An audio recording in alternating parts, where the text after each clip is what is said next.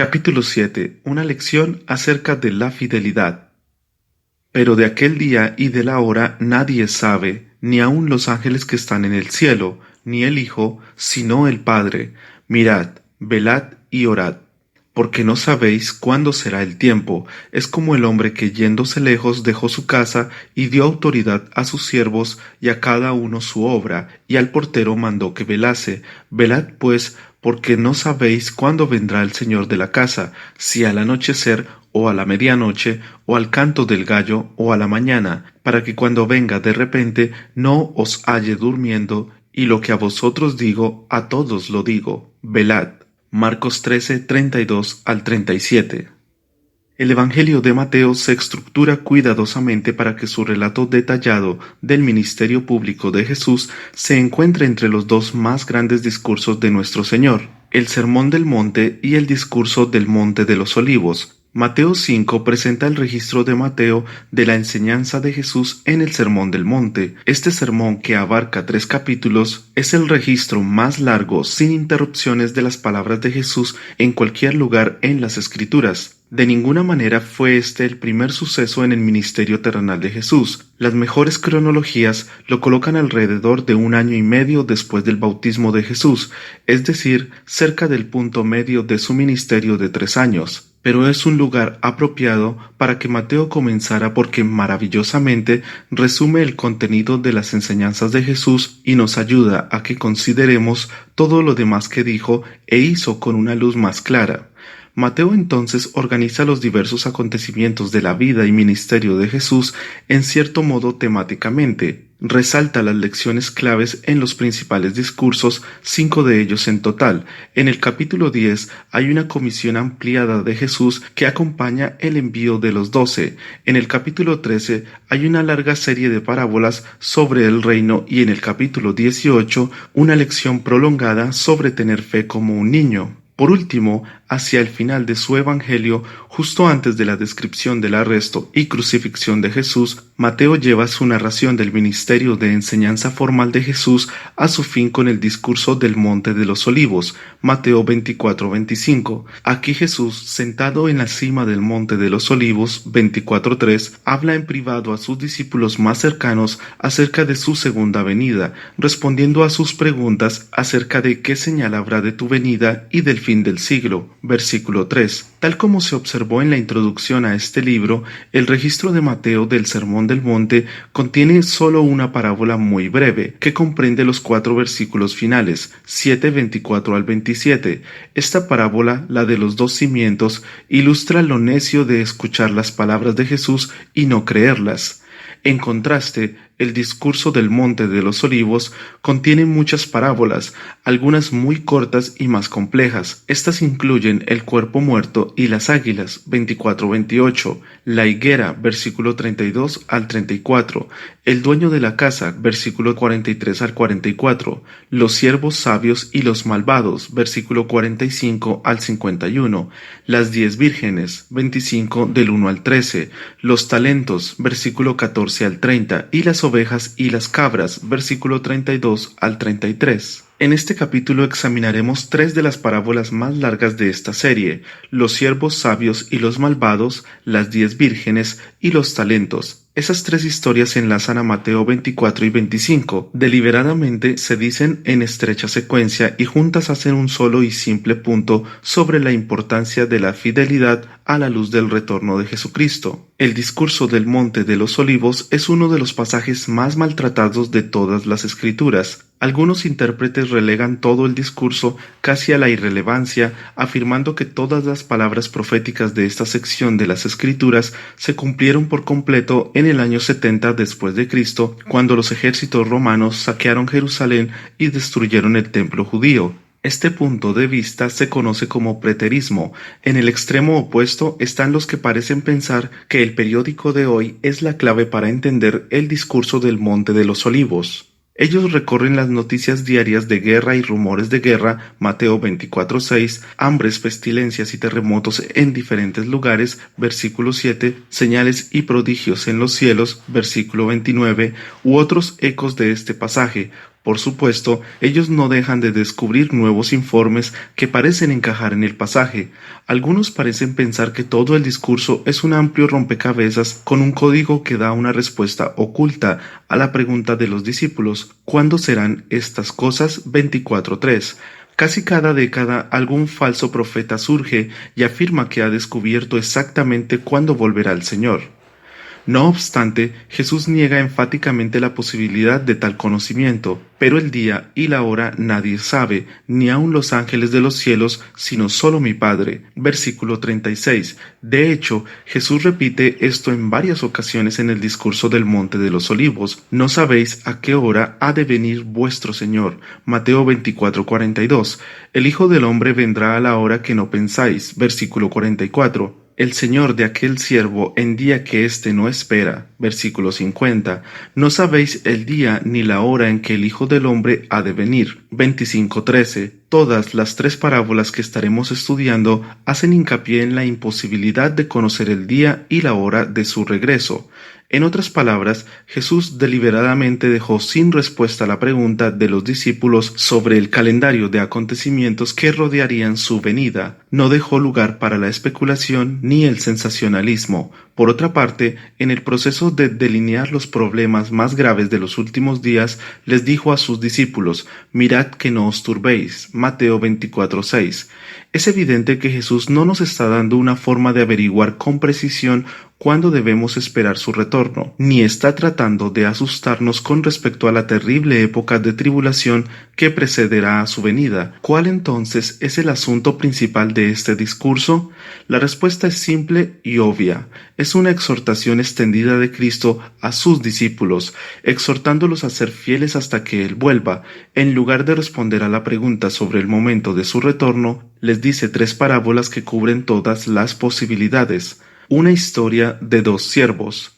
La primera en este trío es una historia que contrasta a dos servidores, uno que es fiel y prudente y el otro malo. Mateo 24:45 y 48. El verdadero carácter del siervo malo se manifiesta rápidamente cuando el Señor se va por una temporada. Él se dice a sí mismo que el Señor no va a volver pronto. Esta creencia elimina todo sentido de la rendición de cuentas de su mente y anda fuera de control. ¿Quién es, pues, el siervo fiel y prudente, al cual puso su Señor sobre su casa para que les dé el alimento a tiempo?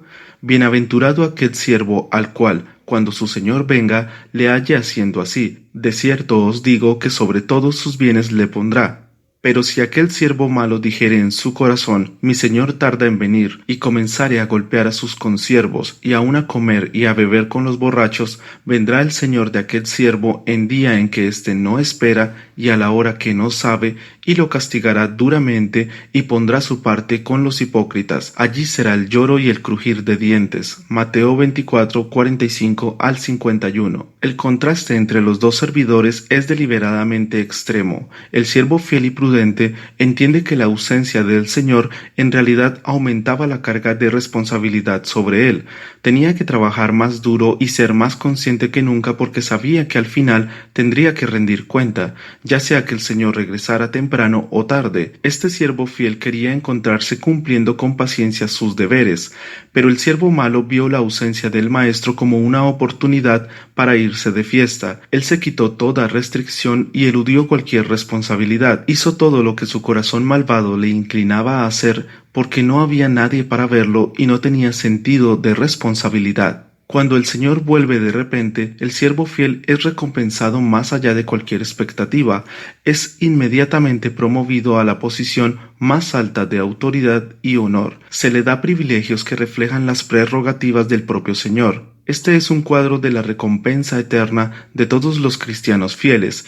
Ellos reinarán con Cristo en el reino. Segunda de Timoteo 2:12, Apocalipsis 20:6. Ellos son coherederos con Jesucristo y serán glorificados juntamente con Él. Romanos 8:17. El lugar de ellos en el cielo será una posición de insondable alto honor y recompensa. Se sentarán con Él en su trono. Apocalipsis 3:21. Sin embargo, el siervo malo representa a un incrédulo que se engaña a sí mismo, que se ha identificado con la Iglesia y se hace pasar como servidor del Maestro, pero en realidad no ama al Señor ni espera su retorno. De hecho, no parece creer en absoluto que el Maestro volverá, o al menos no en un corto plazo.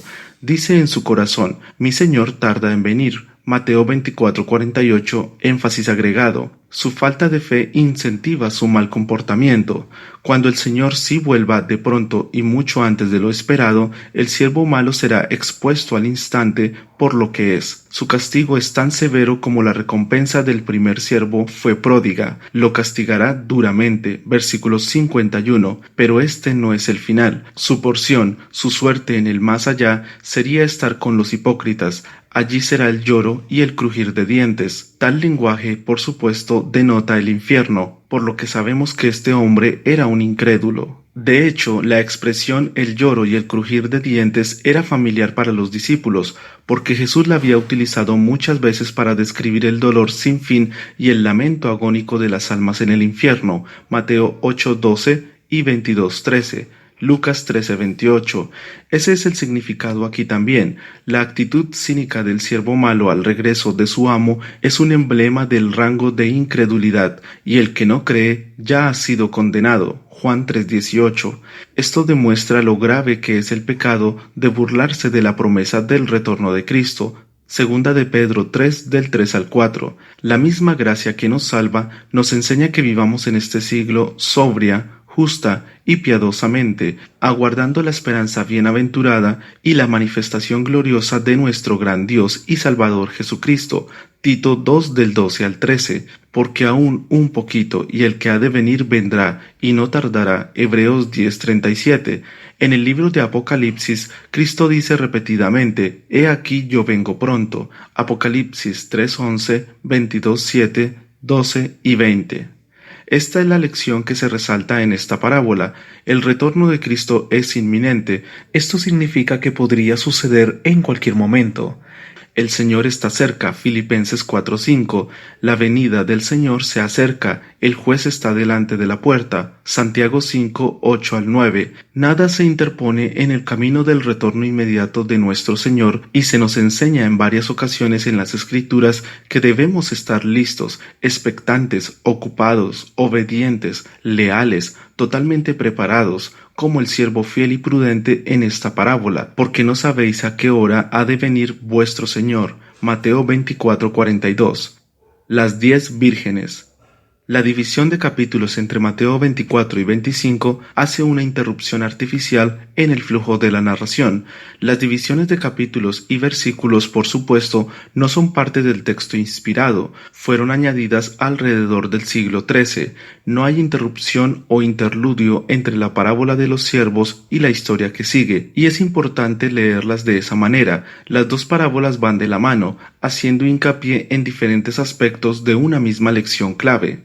La parábola de los dos siervos enfatiza el punto de que no debemos asumir que Cristo demorará su venida, sino estar preparados cuando regrese en cualquier momento. La parábola de las vírgenes sabias y necias sigue de inmediato y simplemente invierte el punto. Estar listo para que Él vuelva en cualquier momento también significa que no debemos ser atrapados con la guardia baja si demora. La verdadera disposición exige equilibrio en nuestras expectativas. La historia de la Iglesia está repleta de establecedores de fechas y sus sectas, quienes pensando que habían encontrado el tiempo específico para la segunda venida, renunciaron a sus trabajos, vendieron sus activos y se trasladaron a una montaña o algún lugar desierto para esperar el sonido de la trompeta final. Especialmente en las últimas décadas se ha visto un recrudecimiento de autoproclamados profetas y numerólogos aficionados que han determinado la fecha y la cronología de los últimos tiempos. Todos ellos han sido decepcionados, desacreditados, desilusionados y de alguna manera difamados, y con razón. Jesús prohíbe expresamente este tipo de presunción. Como se ha señalado, este es uno de los principales asuntos de todo el discurso del Monte de los Olivos, y es el mismo punto que ilustran estas tres parábolas. Por supuesto que si creemos sin reservas que el retorno de Cristo se acerca rápidamente, es ya hora de levantarnos del sueño, porque ahora está más cerca de nosotros nuestra salvación que cuando creímos. Romanos 13:11. El tiempo es corto, porque la apariencia de este mundo se pasa. Primera de Corintios 7, 29 y 31. Mas el fin de todas las cosas se acerca. Sed pues sobrios y velad en oración. Primera de Pedro 4, 7. Nada se interpone en el camino del retorno del Señor, y es imperativo que estemos listos si Él regresara hoy. Pero nuestra ignorancia sobre el momento del retorno de Cristo tiene otra implicación. Tenemos que seguir siendo pacientes, diligentes, fieles, no importa cuánto tiempo nuestro Señor puede parecer que retrasa su retorno. El tiempo es corto, pero para con el Señor un día es como 1000 años y 1000 años como un día. El Señor no retarda su promesa, según algunos la tienen por tardanza, sino que es paciente para con nosotros, no queriendo que ninguno perezca, sino que todos procedan al arrepentimiento. Pero el día del Señor vendrá como ladrón en la noche. Segunda de Pedro 3 del 8 al 10. Énfasis añadido. Mientras tanto, tenemos que estar preparados si Él regresa de inmediato o espera otros 1000 años, y mientras esperamos debemos permanecer fieles a nuestras responsabilidades. Esto es lo que la verdadera disponibilidad significa. Es diametralmente opuesta al escapismo de los que abandonan, se mudan a la cima de una montaña y se sientan allí de brazos cruzados esperando a que suene la trompeta final. Con el fin de ilustrar por qué tenemos que estar preparados en caso de que su venida se retrase, Jesús cuenta una parábola sobre las 10 vírgenes. Estas son 10 damas de honor en una boda. Por costumbre, solo solteras servían como damas de honor. Esta que Jesús está describiendo es una gran fiesta de bodas con un número inusualmente grande de participantes, lo que da a entender que se trata de familias ilustres. Es una ocasión muy importante, pero la boda está plagada de una serie de problemas que ninguna novia desearía. Se está haciendo muy tarde, el novio aún no ha llegado, las damas de honor se han dormido y sus lámparas ceremoniales se apagan. La mitad de ellas vinieron sin aceite adicional, por lo que les era imposible volver a llenar sus lámparas, y sin lámparas adecuadas no podían llevar a cabo la tarea sencilla que se supone debían hacer. Aquí está la parábola en las palabras de Jesús. Entonces el reino de los cielos será semejante a 10 vírgenes que tomando sus lámparas salieron a recibir al esposo. 5 de ellas eran prudentes y 5 insensatas. Las insensatas, tomando sus lámparas, no tomaron consigo aceite, mas las prudentes tomaron aceite en sus vasijas juntamente con sus lámparas, y tardándose el esposo, cabecearon todas y se durmieron. Y a la medianoche se oyó un clamor: Aquí viene el esposo, salid a recibirle. Entonces todas aquellas vírgenes se levantaron y arreglaron sus lámparas, y las insensatas dijeron a las prudentes: Dadnos de vuestro aceite, porque nuestras lámparas se apagan. Mas las prudentes respondieron diciendo: Para que no nos falte a nosotras y a vosotras, id más bien a los que venden y comprad para vosotras mismas. Pero mientras ellas iban a comprar, vino el esposo, y las que estaban preparadas entraron con él a las bodas, y se cerró la puerta. Después vinieron también las otras vírgenes diciendo: Señor, Señor, ábrenos. Mas él respondiendo dijo: De cierto os digo que no os conozco. Velad pues, porque no sabéis el día ni la hora en que el Hijo del Hombre ha de venir. Mateo 25 del 1 al 13. Una boda a medianoche marcada por el retraso del novio pareciera extraño y absolutamente desastroso en la mayoría de las culturas del siglo XXI, pero el escenario que Jesús describe seguramente no sonaba extraño en los oídos de los discípulos. El proceso de compromiso y matrimonio en el judaísmo del primer siglo tenía 3 fases. La primera fase era la promesa de matrimonio, por lo general formalizado mediante un contrato. Este arreglo se hacía típicamente entre los dos conjuntos de padres y era sellado con un pago hecho por el padre del novio al padre de la novia. La segunda fase era el desposorio. Esto comenzaba con el intercambio público de votos y regalos entre la pareja. Una pareja desposada estaba entonces legalmente comprometida a casarse entre sí. La unión no podía ser rota, excepto por divorcio. Mateo 1:19, pero el matrimonio no se consumaba hasta después de la tercera fase, la fiesta de bodas. Esto podía ocurrir tan tarde como un año después del desposorio. Esta fase marcaba la finalización del periodo de compromiso con una gran celebración que duraba varios días. Solo después de hacerse el banquete de bodas, la pareja empezaba a vivir junta. Lo que la parábola describe es el primer día de la fiesta de bodas. La llegada del novio señalaría el inicio de las festividades y las damas de honor vendrían a su encuentro y le acompañarían a través de las calles de la ciudad o pueblo a su destino con lámparas o antorchas con aceite como combustible. Un comienzo por la noche sería común en esa cultura. Estaba previsto después de la puesta del sol para la comodidad de las personas que viajaban para llegar allí. En este caso, el novio estaba tarde, muy tarde. No se nos dice la razón de la larga demora, pero debe haber sido algo significativo e inevitable. No se aclara por qué el novio era indiferente acerca de la boda o frío hacia su novia, porque cuando por fin llegó a la medianoche no estuvo dispuesto a esperar un minuto más para iniciar la ceremonia.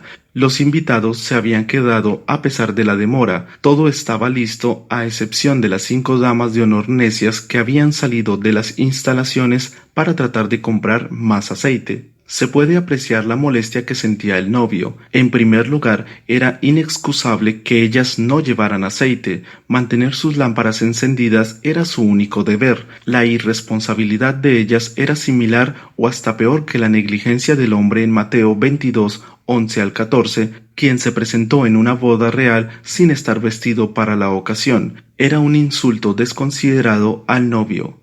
Tan pronto como se supo que el novio venía, las jóvenes irresponsables despertaron de su letargo y salieron a tratar de comprar aceite, seguramente una misión difícil a esa hora de la noche, pero mientras ellas iban a comprar vino el esposo, y las que estaban preparadas entraron con él a las bodas, y se cerró la puerta. Mateo 25:10. Las insensatas se perdieron su venida y fueron excluidas de la fiesta de bodas. Deberían de haber estado preparadas para una posible demora.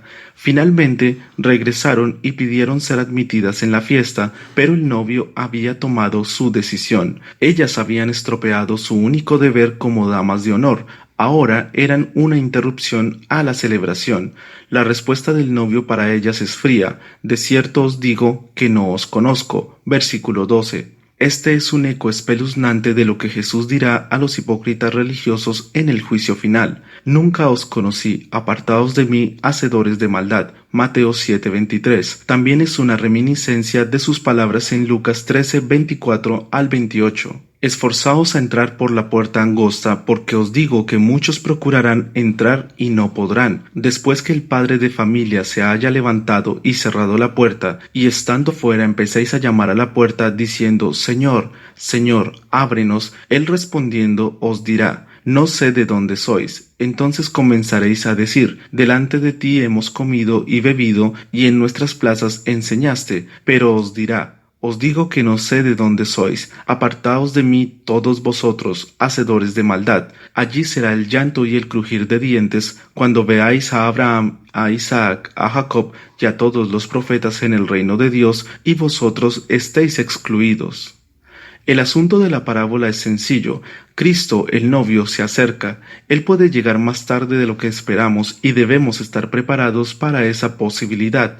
Esto significa permanecer despiertos, velando y preparados para recibirlo, no importa cuán tarde sea. De hecho, a medida que pasa el tiempo y su venida se acerca más, la necesidad de velar es más grande, no menos. El único momento en que podemos prepararnos para Cristo es ahora mismo, porque su repentina llegada señalará el final de toda oportunidad. Los que no estén listos para Él, cuando llegue serán completa y permanentemente excluidos de la fiesta de bodas.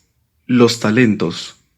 A la parábola de las vírgenes prudentes y necias le sigue sin interrupción la tercera y última parábola en esta cadena de lecciones. Esta es la parábola de los talentos, y las respectivas lecciones de estas 3 parábolas están entrelazadas a propósito para darnos una comprensión completa de lo que significa ser fiel mientras esperamos el retorno de Cristo. La parábola de los 2 siervos elogia la virtud del expectante velar por el retorno de Cristo. La parábola de las vírgenes es una lección sobre la paciente espera por Él. La parábola de los talentos es un recordatorio de que debemos seguir trabajando diligentemente mientras le esperamos. En contraste con aquellos inclinados a abandonarlo todo y ponerse a esperarlo en una colina, el creyente fiel debe seguir trabajando y planificando con la vista puesta en el futuro. Planificar con cuidado y prudencia no es antagónico a vivir por fe. De hecho, la falta de planes para el futuro no es fe en absoluto, es pura necedad. En las palabras de Jesús, porque ¿quién de vosotros queriendo edificar una torre no se sienta primero y calcula los gastos a ver si tiene lo que necesita para acabarla? No sea que después que haya puesto el cimiento y no pueda acabarla, todos los que lo vean comiencen a hacer burla de él, diciendo, este hombre comenzó a edificar y no pudo acabar. Lucas 14, 28 al 30. La parábola de los talentos elogia el trabajo fiel y la planificación prudente. En esta historia, un hombre rico viaja a algún lugar lejano, nombra a 3 siervos como administradores sobre asignaciones específicas de su riqueza hasta que regrese. 2 de ellos ponen el dinero a trabajar y fueron capaces de duplicar sus porciones. El tercero enterró su tesoro y éste no ganó nada para el dueño. Porque el reino de los cielos es como un hombre que yéndose lejos llamó a sus siervos y les entregó sus bienes. A uno dio 5 talentos, y a otro 2, y a otro 1, a cada uno conforme a su capacidad, y luego se fue lejos. Y el que había recibido 5 talentos fue y negoció con ellos y ganó otros 5 talentos.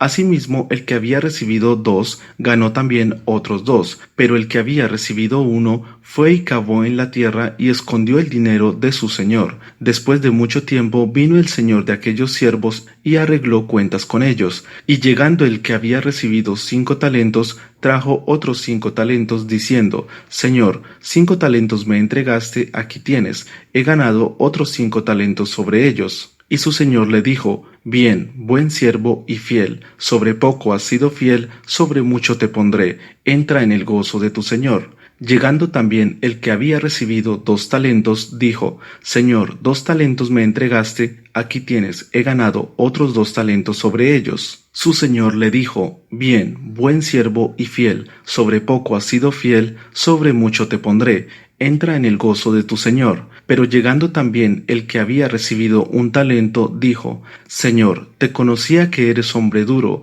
que ciegas donde no sembraste y recoges donde no esparciste, por lo cual tuve miedo, y fui y escondí tu talento en la tierra, aquí tienes lo que es tuyo.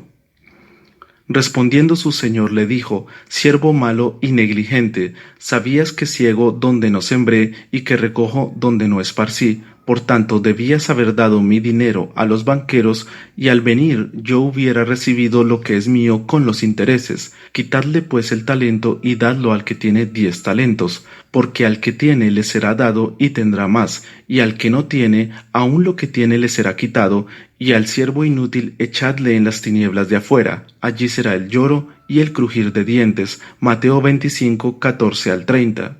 Esa parábola no se debe confundir con la de las minas en Lucas 19 del 11 al 27. La esencia de las dos historias y las lecciones que enseñan son muy similares, pero los detalles y el contexto son claramente diferentes. Ambas parábolas corrigen con gentileza la expectativa de los discípulos que pensaban que el reino de Dios se manifestaría inmediatamente. Lucas 19:11. Cada vez que se presenta el tema de la venida del Señor, las Escrituras nos animan a estar atentos y expectantes. Esta parábola es un definido recordatorio de que mientras esperamos, debemos estar preparados para ese día, trabajando fielmente para el Maestro. Las dos parábolas anteriores mostraron que la expectativa debe ser modulada con la paciencia. Esta otra parábola nos recuerda que, ya sea que Cristo regrese temprano o tarde, Él debe encontrarnos ocupados en su servicio. Esta parábola completa el triple equilibrio necesario: velar, esperar y trabajar. La historia es acerca de un hombre rico que se va en un viaje largo. Él representa claramente a Cristo, nombra a siervos que se hagan cargo de sus asuntos y espera, por supuesto, que actúen como fieles mayordomos de los recursos de su amo. Les da todo el poder para manejar las riquezas asignadas que deja a su cuidado. A estos 3 siervos se les confió una inmensa responsabilidad. El primero recibió 5 talentos, Mateo 25:15, a los otros 2 y 1 respectivamente. Un talento no es una moneda o cierto tipo de moneda, sino una unidad de peso bastante grande. La gran menorá de oro en el tabernáculo pesaba un talento. Éxodo 25:39. Un talento griego pesaba poco más de 25 kilogramos, un talento romano algo más de 30, un talento babilónico poco menos de 30. Estos eran talentos de oro y plata, por lo que un talento no era una suma pequeña, incluso un solo talento sería una inmensa fortuna. A cada hombre se le dio responsabilidad de acuerdo con su carácter y capacidad. El primero era claramente el más hábil y confiable de los tres, por lo que se le encomendó la mayor parte de lo que le pertenecía a su señor, y demostró sus capacidades y su carácter. Dos de los tres hombres se pusieron a trabajar fielmente y cumplieron con su deber. El adverbio luego en Mateo 25:15, luego se fue lejos, es probable que pertenezca al versículo 16, describiendo la acción de los siervos en lugar de la salida de su amo. El amo sale de viaje y el que había recibido 5 talentos inmediatamente fue y negoció con ellos y ganó otros 5 talentos. Asimismo, el que había recibido 2 ganó también otros 2. Versículo 16 al 17. Con todo vigor, los dos siervos fieles emprendieron la responsabilidad que se les había dado. Sin saber cuánto tiempo tendrían, rápidamente se pusieron a trabajar, a negociar y a invertir. Ambos duplicaron el valor de los recursos que se habían puesto a su cuidado, pero el tercero literalmente no hizo nada, sino enterrar el dinero de su señor en la tierra. Versículo 18. Se aprovechó de la ausencia de su señor para hacer lo que quería hacer para sí mismo. Tal vez acalló su conciencia con la seguridad de que se estaba evitando correr riesgos. Pudo haber tenido incluso la visión de que el mercado iba a dar un giro negativo y entonces sería visto como un héroe por haber conservado su asignación de dinero en efectivo, mientras que todos los demás perderían dinero. En realidad, lo que estaba haciendo era eludir su deber. Su falta de responsabilidad garantizaba que los recursos que le habían sido confiados nunca ganarían algún beneficio. El viaje del amo fue largo, a un país lejano, Mateo 25:14. En esa cultura era imposible viajar largas distancias con un calendario definido. Los siervos, por lo tanto, no sabían con exactitud cuándo su señor regresaría, y parece que el viaje duró más de lo que cualquiera pudo haber esperado. El retraso, sin duda, reforzó y alentó la complacencia del siervo infiel. Estaba claro que no se encontraba preparado para dar cuenta cuando llegara el momento. Al fin llegó el tiempo para dar cuentas. Después de mucho tiempo vino el señor de aquellos siervos. Mateo 25:19. Los siervos fieles fueron elogiados y recompensados. De hecho, las palabras del dueño a ellos dos fueron idénticas. Bien, buen siervo y fiel, sobre poco has sido fiel, sobre mucho te pondré. Entra en el gozo de tu Señor. Versículo 21 y 24. Fueron honrados por su fidelidad, no por la ganancia que obtuvieron. Esta es precisamente la forma en que las Escrituras describen el tribunal de Cristo. Cada uno recibirá su recompensa conforme a su labor, no de acuerdo con los resultados. Primera de Corintios 3:8. Énfasis añadido. La respuesta del Señor muestra que era un hombre amable y generoso. Él premió a los fieles administradores, otorgándoles más autoridad, mayores oportunidades y un lugar de gozo y favor. La recompensa de ellos delinea con claridad el cielo. El cielo no es un lugar de eterno aburrimiento y tediosa inactividad. Está lleno de exaltación y honor, de más oportunidades para el servicio y el más grande gozo de todos, la comunión eterna con Cristo. Las promesas y las parábolas de Jesús están repletas de figuras que representan el cielo. Lucas 12:35 al 37, 44, 19:17 al 19, 22:29 al 30, Juan 12:26. El siervo infiel intentó desviar el juicio que se merecía al afirmar que estaba paralizado por el terror y que el propio carácter y la reputación del dueño le daban la fama de ser un hombre despiadado, exigente y nada ético, quien cosechaba los beneficios del trabajo de los demás. Mateo 25 del 24 al 25. Lo que intentó hacer el siervo infiel es un ejemplo clásico de querer traspasar la culpa y una calumnia impía contra la bondad del otro, en este caso su señor. Nada de eso era cierto. Aun si hubiera sido, no era razón para la inactividad. Como el dueño señaló, si este siervo perezoso realmente hubiese creído que su señor era tan severo y exigente, lo peor que pudo hacer era enterrar su talento en la tierra, donde estaba garantizado que no ganaría nada. ¿Realmente era esto lo que había estado pensando? ¿Que podía haber puesto el dinero en un banco en el que por lo menos hubiera ganado intereses? Es evidente que la afirmación de que estaba paralizado por el miedo era una mentira total. El verdadero problema era la pereza malvada del siervo infiel. Versículo 26 al 27. La verdad es que a su señor le había perdido tanto el temor como el respeto. El castigo del siervo inútil es un recordatorio de lo que el hombre disoluto recibió en Mateo 24:51. Una vez más, Jesús emplea un lenguaje que evoca claramente las imágenes del infierno, y al siervo inútil echadle en las tinieblas de afuera, allí será el lloro y el crujir de dientes. Mateo 25:30.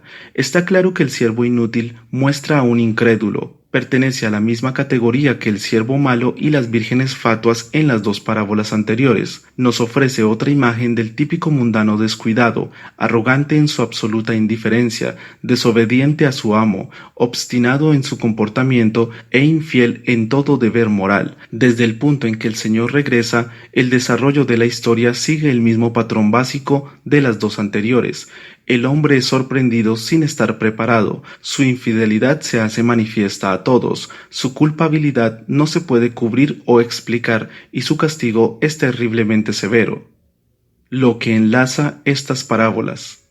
El impacto colectivo de estas tres parábolas es una exhortación profunda con respecto a cómo debemos pensar acerca del retorno del Señor. En la superficie, las tres parábolas parecen completamente diferentes. Muestran escenarios contrastantes. Una muestra la necedad de pensar que el Señor no volverá pronto, la siguiente la necedad de la presunción de que vendrá de inmediato, y la tercera la importancia de ser fiel sin que medie cuando vaya a regresar. Pero hay claras similitudes que unen a las tres parábolas. Las tres hablan de lo inevitable de la venida del Señor y el juicio inminente. Las tres nos exhortan a estar listos, y las tres contrastan la fidelidad y la incredulidad, la prudencia y la necedad, el estar preparado y la indiferencia. De hecho, estas particulares son las características que definen a los cristianos auténticos de los no creyentes. Nadie en cualquiera de estas parábolas tipifica a un cristiano carnal, a medias o tibio. Es por eso que el mismo Jesús descartó la posibilidad de que existan tales personas. En sus propias palabras, el que no es conmigo contra mí es, el que conmigo no recoge, desparrama. Mateo 12:30. Una persona no es un verdadero creyente en lo absoluto si él o ella no tiene una expectativa real del retorno de Cristo, no desea encontrarse con Él, no anhela que Él se manifieste. De hecho, las lecciones de estas parábolas son las mismas lecciones que la gracia salvadora enseña a todo verdadero creyente. Renunciando a la impiedad y a los deseos mundanos, vivamos en este siglo sobria, justa y piadosamente, aguardando la esperanza bienaventurada y la manifestación gloriosa de nuestro gran Dios y Salvador Jesucristo. Tito 2 del 12 al 13. Así que las tres parábolas en conjunto nos dan un mensaje claro y poderoso. No sabéis cuándo vendrá el Señor de la casa, si al anochecer, o a la medianoche, o al canto del gallo, o a la mañana. Marcos 13:35. Por tanto, también vosotros estad preparados, porque el Hijo del Hombre vendrá a la hora que no pensáis. Mateo 24:44. Mientras tanto, siga velando, esperando y trabajando fielmente.